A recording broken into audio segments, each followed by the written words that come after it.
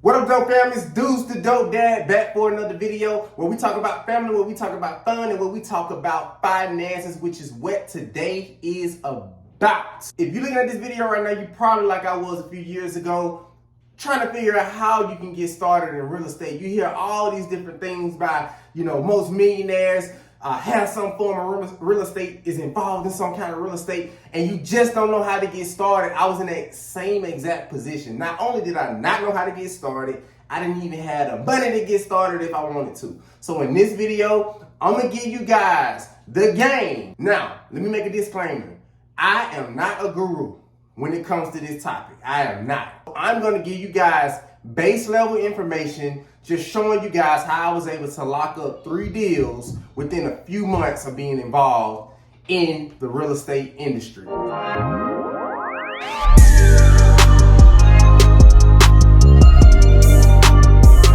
So the first thing I would do, if I were you, I would get in my car, if you have a car, and I would pick a particular neighborhood that is not in a war zone, and it's not in like this Beverly Hills, it's not like high-end income area, right? So the healthy medium, I would find neighborhoods like that. And you guys, everybody's market different. I wouldn't go for, super high crime rate area, is what I call a war zone. And I wouldn't go for these high income areas, which is, I call these Beverly Hills, these upper echelon type areas. If you can find some within that, like that lower middle class, middle class, type vibe, type areas, that's gonna be the sweet spots. That's where you're gonna make and have an opportunity to make a lot of money. So I would get in my car, whatever those areas are in your market, I would drive to those areas, drive to those neighborhoods, take you a few hours. If you have somebody that can come along while you drive, they can be jotting down some addresses and a couple of things we're gonna be looking for. So when I did this, y'all, I was looking for homes and properties that showed signs of abandonment. And what I mean by abandonment is, now there's a difference in your grass just being high because you missed a week, and a difference between your grass just being out of control. Typically the hedges are out of control. You got a door handle that's about to fall off. You got the sign, you got the number on the house number, one of the numbers is like hanging down. I'm looking for those type of signs, possibly even boarded up, right? And so I'm looking for those signs of abandonment, and I would jot those addresses down. We call this in the industry driving for dollars, right? So we driving and we looking for those opportunities, right? And so it's so crazy that once you start doing this, automatically when you go anywhere now and you see these places, like you're gonna automatically know, like, oh dang, that's an opportunity right there. That's the first thing I would do. And what I did initially out of the gate, I told myself I'm not going back to the house till I put down 10 addresses. And that's what I did. So we stayed out, we found about 10 addresses. Actually, we found a little bit over 10. I think we ended up finding like close to 20. And so what I did to make things easy, I went back to the side of town where I grew up at, actually my childhood neighborhood, and I saw that maybe 3 or 4 houses down, there was a new development taking place. So they were building up a lot of homes a little bit farther down the road from where I grew up at. So I'm like, man, I didn't know much about the industry, but common sense told me all this new construction is going up in this particular community. There's a good chance that the property value in this community probably gonna go up. Now, there's no guarantees, regarding anything, right? But I just say, man, there's a good chance property value probably gonna go up. And so I went back to my childhood neighborhood, and hey, I grew up in one of those, in the middle type, areas. And so immediately, the first home I put down was my old childhood home that I was in from like elementary to middle school, right? So that one went down. It looked like it had some fire damage. We'll talk a little bit more about that in another video. I actually did a video on that particular deal, and I'll post that over there somewhere where you guys can go check out. So I put that house down. I put a few more houses down that show those signs of abandonment. Now, remember, you don't have any money right now, right? Now, I want you to go to truepeoplesearch.com and I want you to look up those addresses, right? And I want you to look under the addresses, and I want you to see the names of those contacts that own the homes. I want you to look at the numbers, email addresses, any contact information you can find. I'm gonna let you guys know what we're gonna do with that. So go to truepeoplesearch.com, put in the address. It's gonna give you a name. It's gonna give you a list of numbers. Now, the reason why I say the more homes you can put down on this list, the better. Because do understand you get what you pay for. And since this is a free resource, it's not gonna be 100% accurate all the time. You know, you're gonna get some numbers that are out of service. You're gonna get some old numbers. You're gonna get some numbers that's gonna send you straight to the operator, right? You're gonna get emails, addresses that are probably email addresses that particular seller doesn't use anymore. You're probably gonna get addresses that homeowner doesn't even use anymore, right? But you gotta be willing to go through those numbers. And I usually like to say, especially when it comes to this particular business, fast is fun, slow is painful, right? Because if you're going and you're getting a list of 20 properties in a matter of 2 or 3 months and maybe getting one deal, and I go find those 20 properties in a day or two, and I get a deal within a week, then I can get more done, right? And so running your own race is important, of course, but I do like to say fast is fun, slow sucks. And with you having to go through those numbers, it is a grind, right? So with you having to go through those numbers like that, it is my suggestion that you get this done as quickly as possible. All right, cool. So now you found some properties. You got a list of properties down. You went to truepeoplesearch.com. You found some contacts. Now it's time to pick up that phone and either start texting, getting you a nice little script together that you send it out via text message, or you just picking up that phone like I did and you're trying to get people to hear your voice, right? Because seeing a text message, we get so much media thrown at us all day, every day. Not saying text blasts don't work, which I've seen work, but I like picking up that phone so that, this seller can hear my voice. They can hear that I'm somebody that's serious about inquiring and possibly purchasing their property. You may be saying, well, what do I say when I get on the phone? Now, I post a couple of scripts and a couple of resources down below. Now, somebody that I looked up to and looked at when I got involved with this industry was a guy by the name of Real Estate Ditty, Keith Everett Jr. He goes by the name of Real Estate Ditty. Go on YouTube and look up a ton of his videos. Check out his Instagram and all other platforms where he giving out a ton of game. And this guy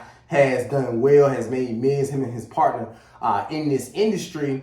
And we actually have friends over friends. We have mutual friends. And we connected back in, I think it was 2017 at a wedding. And he was just getting started. I think he only had like a couple of deals under his belt. And he was just sharing his story with me, and he shared this book that I'm gonna share with you guys. Now, let me make another disclaimer. This is my second disclaimer. I'm not sure if you were to talk to him today, if he would still recommend this book. This was a few years ago. But what I've come to realize in this book is surface level, is basic information, right? So I feel like as a beginner, this is a good book to start out with. It's Flip by Nick Roos.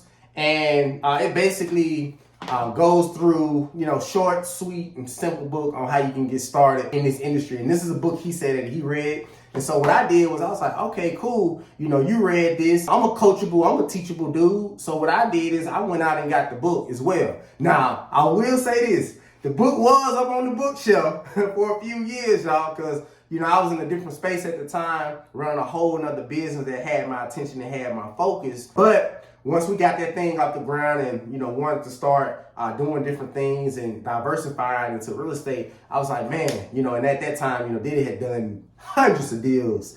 And so I was like, man, let me really go see what this is about. Let me really lock in and let's embark on this new journey, see where it takes us. All right, y'all. So you done drove for dollars. You got your addresses. You have skip traced these properties. You got some contacts. You've reached out to a few of these contacts. You were able to set an appointment to actually view the property by using some of these scripts below, by looking at some of Diddy's information and buy, possibly purchasing his course, right? Purchasing his course, you learned a little bit. Now you're ready to go view this property and try to get this thing under contract. So what I want you to do now is I want you to go to Zillow.com and I want you to look up that address of that property. And I want you to look at 3 addresses, 1, 2, 3. If you do 4, that's fine. But I want you to look up at least 3 properties that's comparable to the property that you have on your list. When it comes to bedrooms, when it comes to bath, when it comes to square footage, I want you to find something as close to that property as possible. And I want you to jot those prices down on what those homes sold for, right? So typically I like to look at things within like the last 6 months. I sometimes go up to a year if a lot of homes haven't sold in that, 2-mile radius, in that mile radius within 6 months. I sometimes go up to a year. But if you can find 3 that sold within 6 months, that's really, really good, right? And so once you do that, once you find those comparables, now you're going to do the math. Now you may be asking, well, Deuce, what math? What you talking about? I ain't good at math. Don't even worry about it. I'm going to give you the formula right here, right? And so now this formula may be a little different, depending upon your area and where your cash buyers like to come in at, right? So the first thing you want to do is you want to know what your ARV is. You may be asking, well, what's ARV, Deuce? That's the after repair value. Once this home sold and it was remodeled and everything, it's what that home sold at, that top dollar price that them 3 homes sold at after repairs. Because when you think about it, most of these properties, probably 99% of the properties that you go look at gonna need some type of repair. That's the whole point of this lane. So for the sake of the example, let's use $150,000. Let's say $150,000 times 65%. So it's gonna equal $97,500. So we're gonna take that number and let's just say everything was recently done by the seller. They ain't have enough money to complete the project or whatever, so they need a roof, right? So it's something basic. And let's just say it's $12,000, $10,000 to $12,000. We're gonna say $12,000. So $12,000 just to fix the roof, and that's all it needs. Let me set the proper expectations. 100 times out of 100, you ain't gonna find no property where it's only $12,000 needed to go into that project. This is only an example. Now, one thing I do want to tell y'all, man, be careful. I use 65% as a safe, it's like kind of like a safe zone. You hear some cash buyers, they won't come in for anything other than 65%.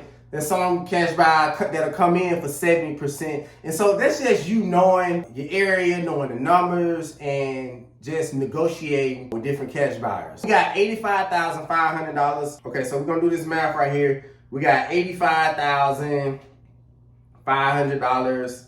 Let's just say your assignment fee, $5,000.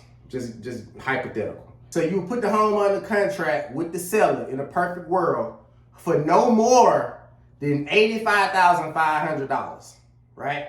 That's your top of the line. That's typically a number you come in with, a number they come in with, and the number you settle with. It's typically three offers, right? And your number, they number, and the number y'all settle at. So as you're looking for these properties, calling, what you're gonna wanna do as you're looking for those deals is be building a list of cash buyers too. Now, a couple of different ways. There's a lot of different ways you can find cash buyers in your neighborhood. You can do that by going to different local events. Where I'm from in Birmingham, they had tons of, when I was there, they had tons of events. Different cash buyers would actually host monthly events, and you would meet other cash buyers at those events, other wholesalers at those events that you could possibly go in and do joint ventures, what they call JV deals with on down the line. And that's a major key within itself. With some of these deals, hey, you might have to JV your first deal just to get started. And typically what y'all will do is y'all will go half, on the profit. And I say, hey, baby, any profit is better than no profit. Check this out. As you're driving around looking at these different properties,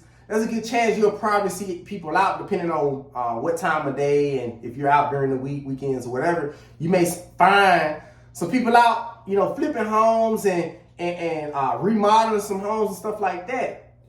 I've done this. Get out, introduce yourself. Tell them who you are. Tell them you got a list of things on the contract that you want to run by, shoot them an email or whatever. Build some rapport with them. Be a person. Build some rapport with them. Get their contact. Because a lot of times these guys, they spend their time flipping and rehabbing and at Home Depot and all that jazz. They don't really have time to be out looking for the deals and stuff like that. So you can build those relationships. You can create a very lucrative business for yourself by just building those relationships with those cash buyers. Another way you can find some cash buyers is Facebook groups. There's a ton of local Facebook groups that were in my area. I joined probably 6 or 7 Facebook groups. So I would list the ARV. I would list the repair costs.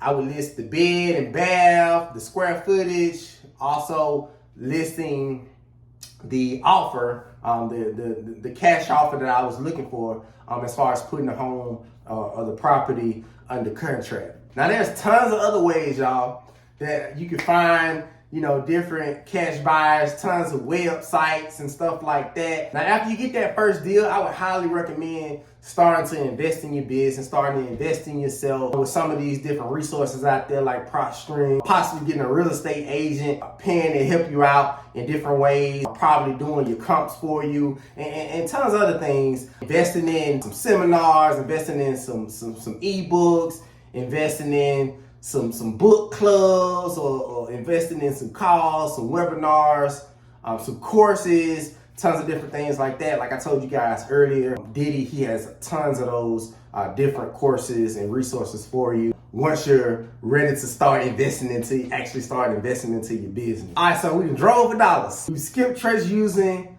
TruePeopleSearch.com. I done sent y'all to Real Estate Ditty, his Instagram, so you can go get some resources, look at some of his lives and learn a couple of things along the way. You done reached out to the potential seller, and you've negotiated a price.